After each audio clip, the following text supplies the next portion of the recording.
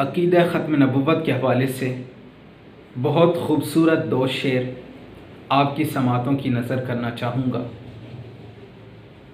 عقیدہ ختم نبوت کیا ہے؟ آپ صلی اللہ علیہ وسلم نے فرمایا انا خاتم النبیین لا نبی بعدی، میں آخری نبی ہوں، میرے بعد کوئی نبی نہیں۔ یعنی نبوت اور رسالت کا سلسلہ قیامت تک کے لیے ختم ہو چکا ہے۔ اب قیامت تک کوئی نیا نبی اور رسول نہیں آئے گا۔ تو اسی حوالے سے دو شعر ہیں۔ کیا جی؟ پیر سید نصیر الدین نصیر صاحب کے لکھے ہوئے، عالم ہے تو پھر جہول کیوں بنتا ہے۔ یہ ایک گروہ ہے،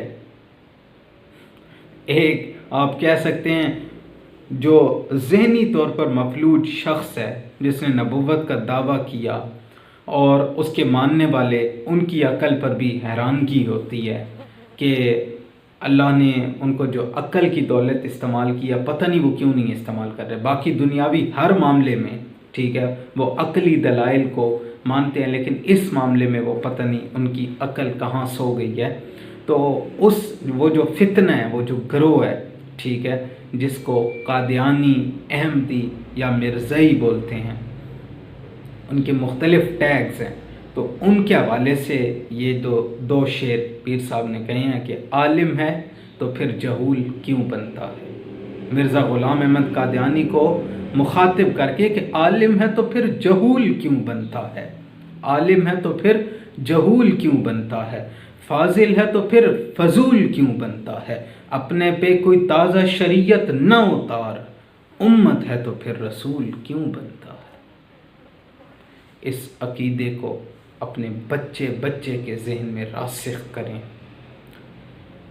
اور یہ وقت کی انتہائی اہم ضرورت ہے۔ اور یاد رکھیں کہ آپ اس عقیدے کے دفاع کے لیے اگر کام کریں گے تو کیا ہوگا۔ جو شخص ختم نبوت کی حفاظت کا کام کرتا ہے، اس کی پشت پر پیارے آقا صلی اللہ علیہ وسلم کا ہاتھ ہوتا ہے۔